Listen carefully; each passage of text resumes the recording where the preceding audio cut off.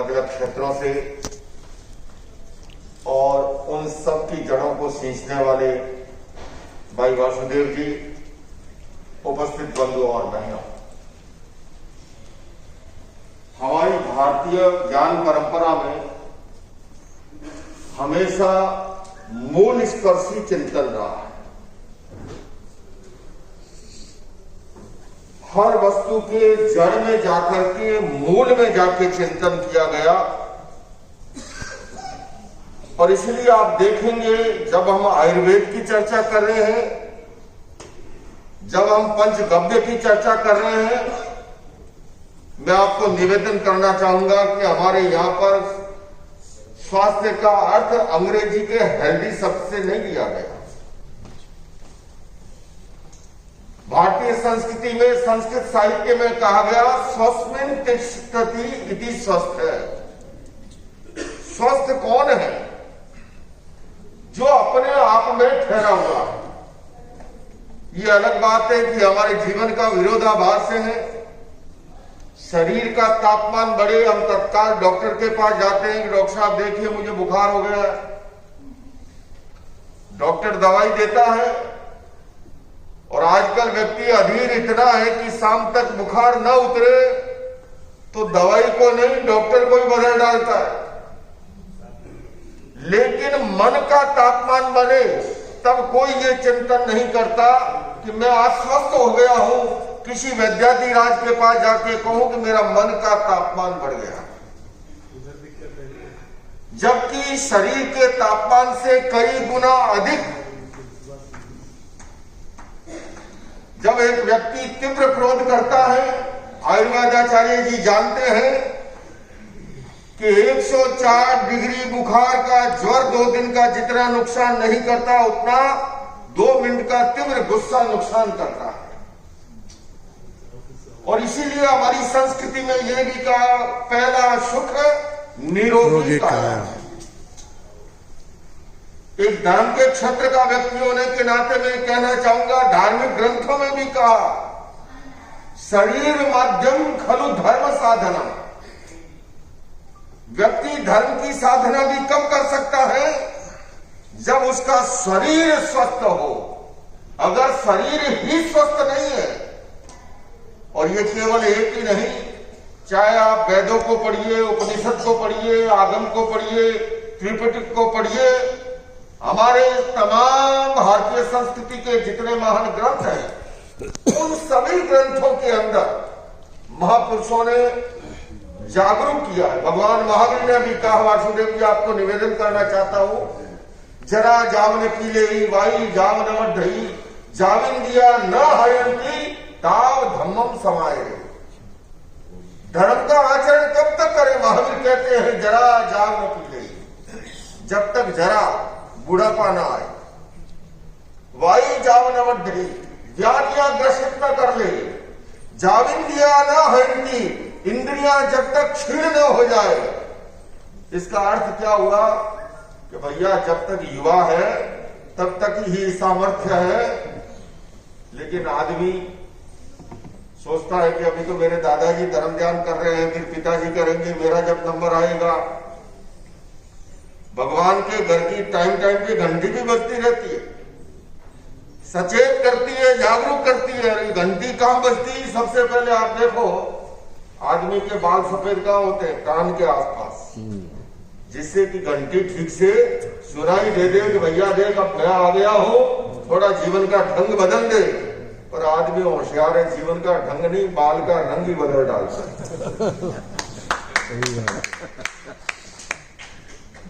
दूसरी घंटी बजती है, दांत जवाब देते हैं, तो आजकल नकली दांत, घुटने जवाब दे तो नी प्लेसमेंट का युग आ गया।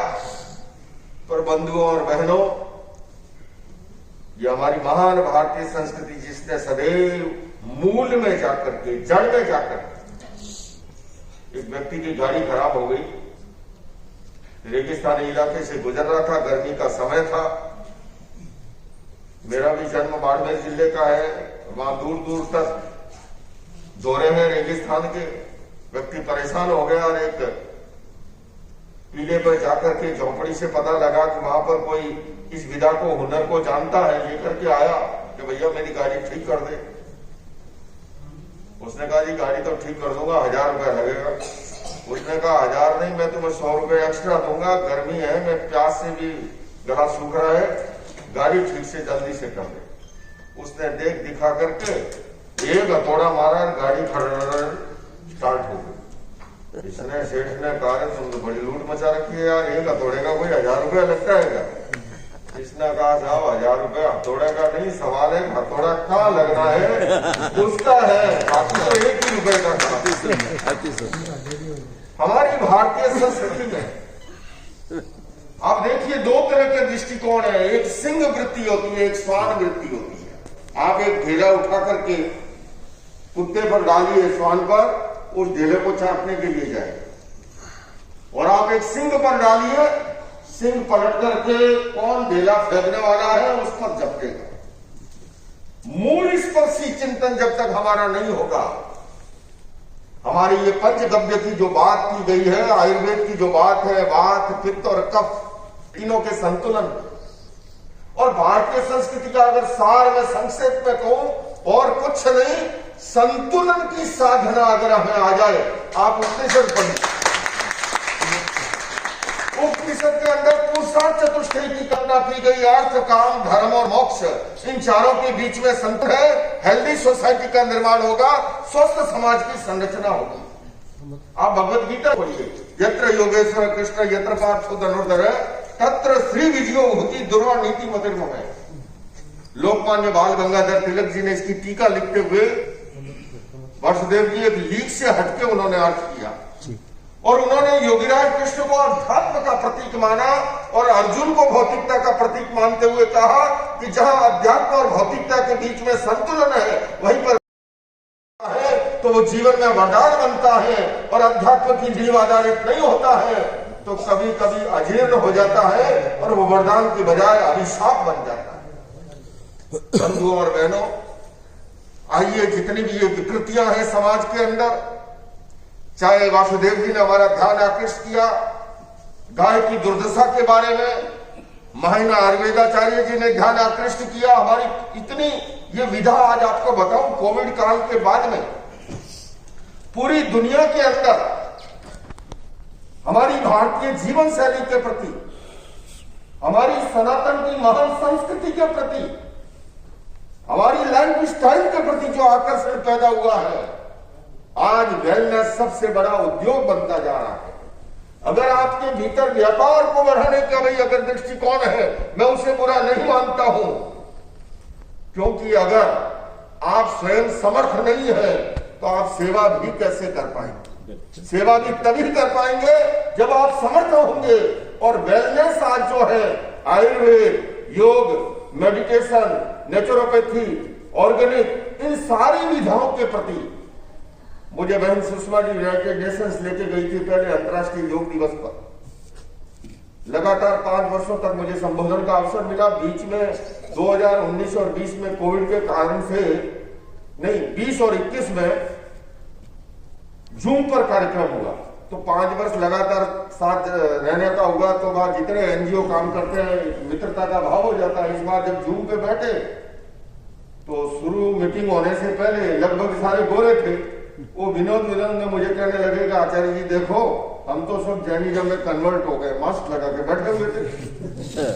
पहले मैं जाता था, मुझे पूछते थे बेटे ये क्या लगा रखा है, क्या लगा रखा है, अब बिना लगा जाए तो पुलिस वाला पूछता है ये क्यों नहीं लगा रखा है।